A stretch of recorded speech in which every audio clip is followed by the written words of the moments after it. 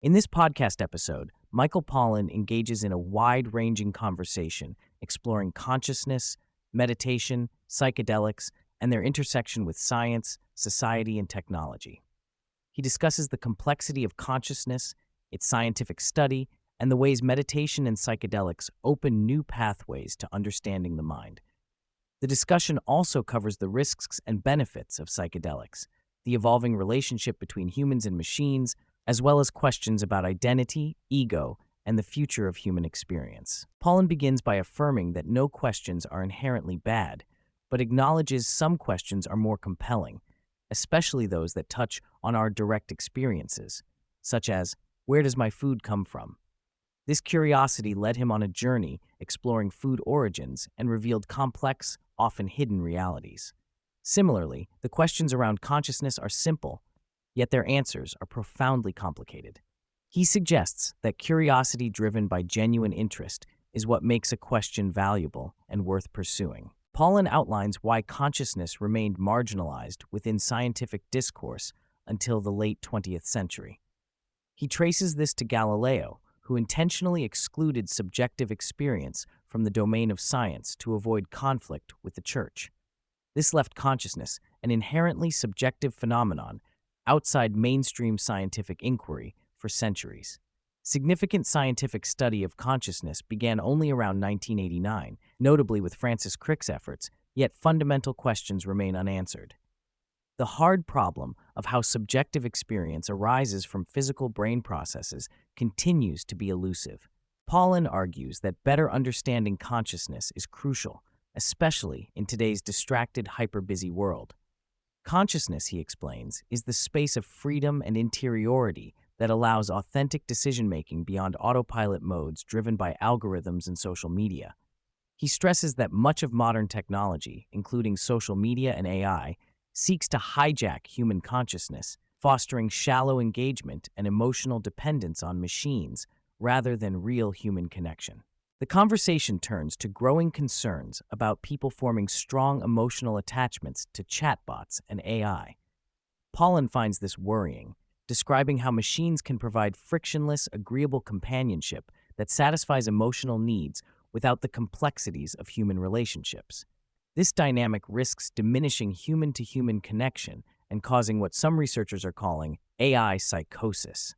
Machines designed to maximize user engagement can unintentionally exploit human vulnerabilities, deepening isolation and mental health challenges. Pollan explains that the mind is an expansive system encompassing unconscious processes such as body regulation and subconscious perception, while consciousness is just the small part we are aware of.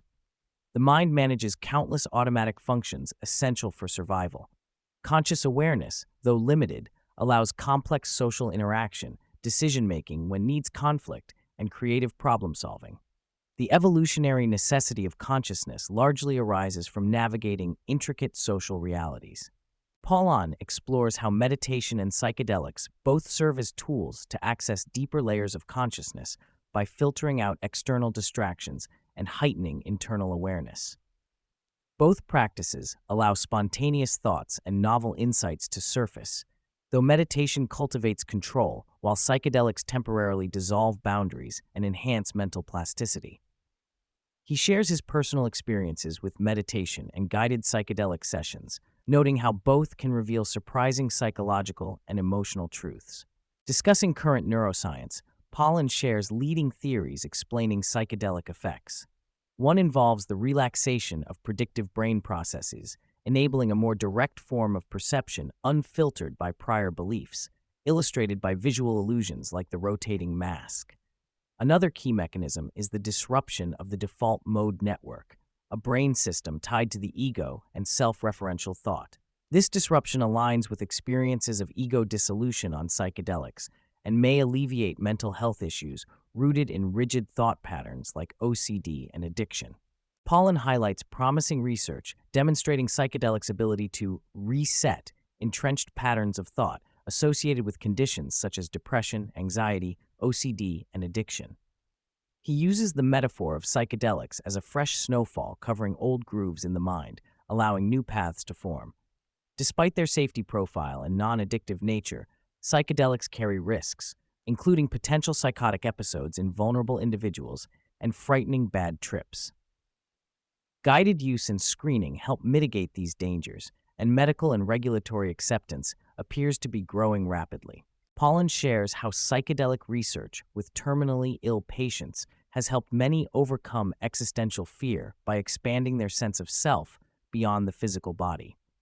These experiences foster feelings of connection with nature or a larger consciousness, thus diminishing death anxiety.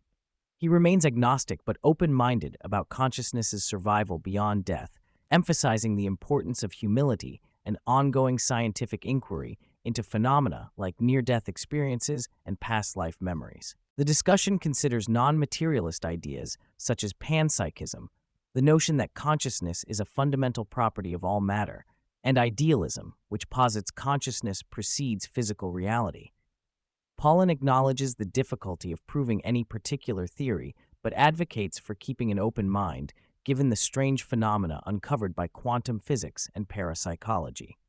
He emphasizes that scientific paradigms must evolve when empirical evidence challenges established materialist views.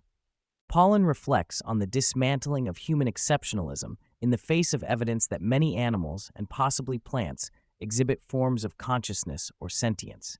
He predicts a future where greater moral consideration is extended to other living beings as humans redefine themselves, in contrast to increasingly sophisticated AI and machines.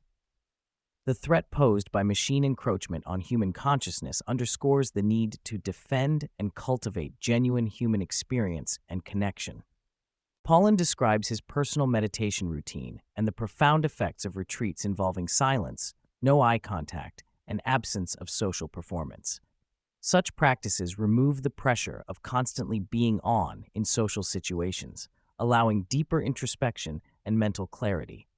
These retreats provide a powerful contrast to the endless distractions of modern life and help reclaim presence, underscoring meditation's role as a practical tool for exploring consciousness. Pollan discusses the self or ego as a necessary but limiting construct that acts as a defensive structure fostering productivity and social interaction.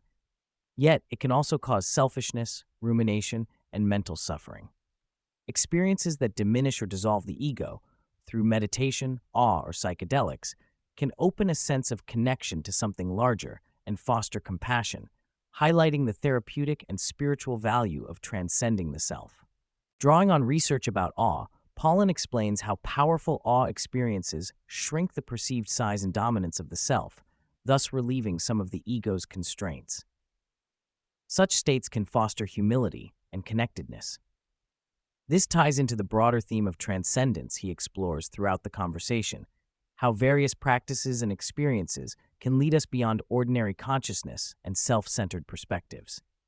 Pollan points out that conscious selfhood depends heavily on memory and time, allowing us to construct narratives about past and future that define identity.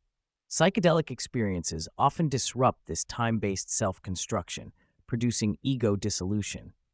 This temporality is a fundamental feature of the default mode network and likely a core element of how consciousness operates within the brain. Pollan distinguishes intelligence from consciousness, noting that machines may outstrip humans in raw intelligence but lack consciousness involving feelings, vulnerability, and mortality. He argues that the unique human condition stems from being mortal, with a temporal story that machines do not share. This distinction is critical in addressing the risks posed by AI, which might mimic conversational intelligence while lacking genuine sentience.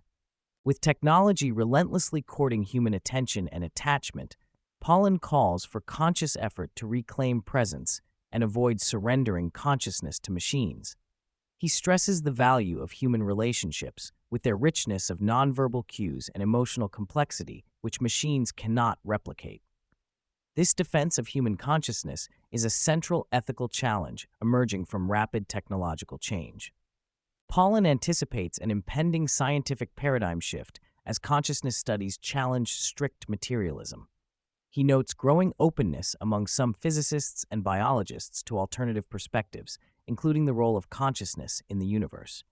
While a full revolution may still be decades away, foundations are being laid for a radically new understanding of life and mind. Throughout the discussion, Pollan emphasizes the importance of humility in confronting vast and complex questions. He values the process of inquiry itself over premature conclusions, suggesting that learning sometimes means embracing not knowing or complexity.